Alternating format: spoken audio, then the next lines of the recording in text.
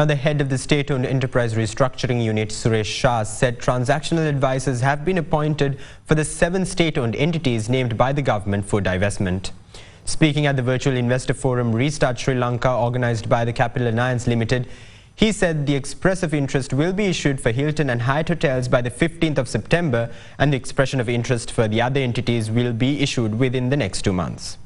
He further added that the transaction process of the 2 hotels and the hospital is to be completed first, followed by the other state-owned entities, while the process is expected to be completed within the first half of 2024.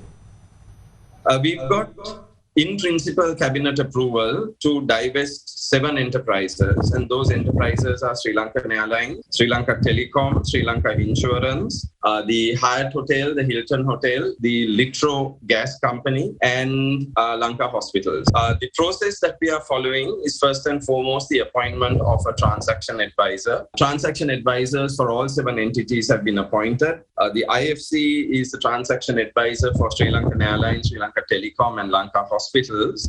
Colliers is handling the Hilton, Deloitte is handling the Hyatt and Litro, whilst Alvarez and Marcel together with Cal is the transaction advisor for Sri Lanka Insurance. They have started their work. We start with a sell-side due diligence because there are lots of challenges within these enterprises which we need to understand and some issues that we need to fix. You take the Hyatt Hotel, there is 22 perches in the middle of the building which does not belong to government at this moment in time. There are 2 claimants to this property.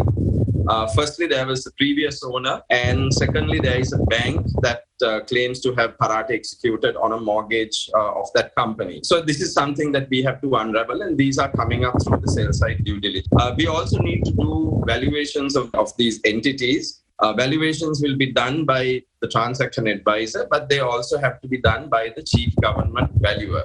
So ideally and hopefully we'll have a scenario where both entities, the government valuer as well as the transaction advisors, come up with very, very similar valuations. Otherwise, we will need to sit and work through those. In terms of the transaction itself, it will be a 2-pronged process. There will initially be an EOI. The EOI for the 2 hotels and Lanka Hospital should be issued shortly. We are hopeful that the 2 hotels, the EOI will be issued after the 15th of this month. Lanka Hospitals also might come towards the end of the month or the early part of next month. And then, of course, the more complex enterprises, which is Sri Lankan Airlines, the Telco, SLIC, and Litro, might take about maybe a month longer.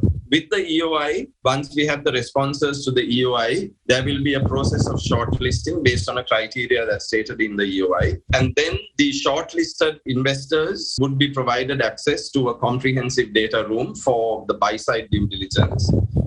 And then they will be issued an RFP for which they are expected to provide us both a technical and a financial proposal. And thereafter, there will be an evaluation again and the final investor selected thereafter. Now, when I started, I said what Cabinet has given us so far is an in-principle approval. And the reason for that is we are not sure at this moment in time what the transaction strategy for each enterprise is. So again, if I take an example, say in Sri Lankan Airlines has 3 major business units. At this moment in time, we are not sure whether all 3 will be bundled in the transaction or whether it will be a combination or whether it will be just be the airline. So that's the transaction strategy. And post the sell side due diligence and the valuations, we will go back to Cabinet with the options available and the recommendation saying here is the ideal transaction strategy, but here are the other options available. And then Cabinet will give a decision in terms of how to move forward.